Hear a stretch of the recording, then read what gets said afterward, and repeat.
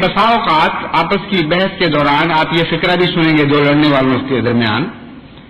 کہ میں جھوٹ بولوں، جو میں نے سچی بات ہے وہ منہ پہ کہہ دی ہے، میری عادت ہے میں بڑا صاف گو ہوں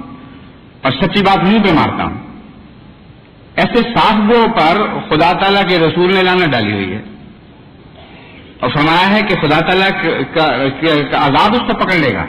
اور بڑی سخت تحذیر فرمائی ہے، بڑی سخت اس کے متعلق انذار کی پیشگوئی کی ہے